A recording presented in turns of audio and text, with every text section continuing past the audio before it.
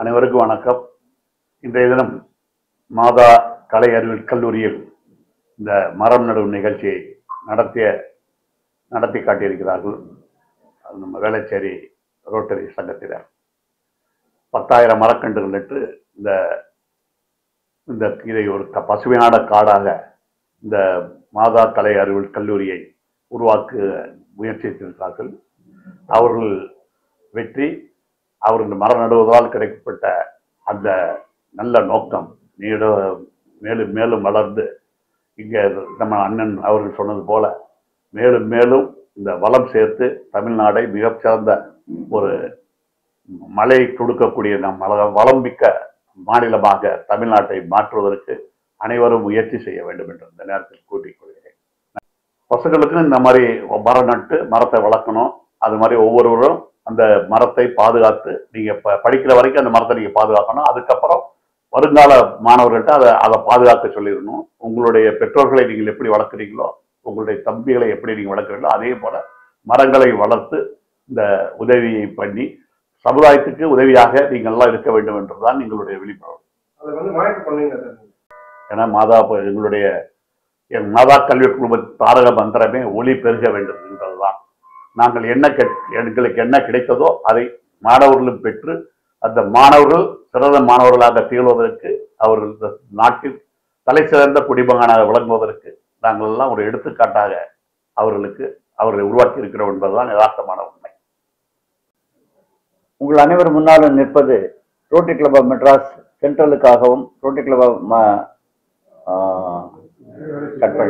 Edit பண்ணுங்க, Rotary Club of வேளச்சேரிக்காகவும் உங்கள் முன்னால் நிற்பது அபிராமி ராமநாதன்.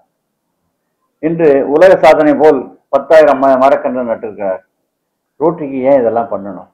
ரோட்டரியில் உங்களுக்குலாம் தெரியுமோ தெரியாதோ, போலியோ ஒழிச்சது நாங்கள் தான். இதுவரைக்கும் உலக அளவில் 45,000 கோடி ரூபாய் இதுக்கு செலவு பண்ணியிருக்கோம் இதுவரைக்கும். அது போக இப்போ மெட்ராஸில் எடுத்துக்கிட்டிங்கன்னா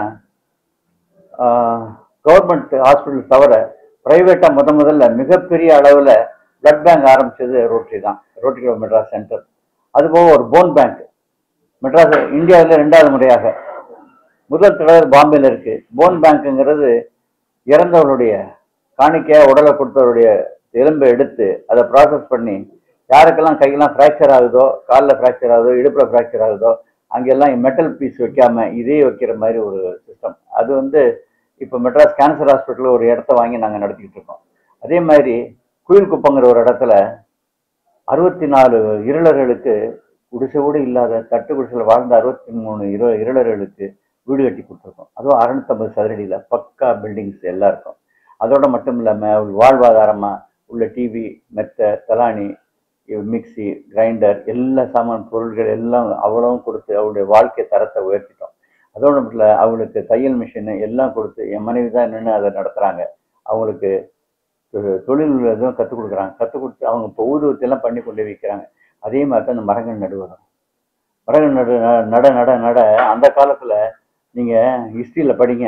ராஜா என்ன பண்ணார்னா ரோடு போட்டார், குளம் வெட்டினார், மரம் நட்டார். இது எல்லா ராஜாவுக்கும் காமன். அதுதான் இப்போ ரோட்டரி பண்ணிக்கிட்டு இருக்கோம். ஏன் மரங்கள் நட கண்டிப்பாக மழை நல்லா வரும். மழை நல்லா வர நாடு செழிக்கும். தமிழ்நாடு செழித்தோங்க வேண்டும் ஒரு நல்ல நோக்கத்தோடு தான் இன்னைக்கு 10,000 கன்று நட்டுருக்காங்க. இதுவும் உலக சாதனையாக கருதப்படுகிறது. அதனால் ரோட்டரின்றது ஒரு உலக அளவில் இதுவரைக்கும் 14 லட்சம் பேர் அதில் மெம்பராக இருக்கோம். நாங்கள் எங்களுக்குள்ள ஜாதி மத பேதம் கிடையாது, ஏழை பணக்காரன் கிடையாது, எல்லாரும் ரோட்டரி தான். அதனால் மற்றவனுக்கு ஏழை தாழ்த்தப்பட்டவன் தூக்கி விடுறதுக்காக என்ன பண்ணுமோ அவ்வளோ நாங்கள் பண்ணிக்கிட்டு இருக்கோம். நன்றி.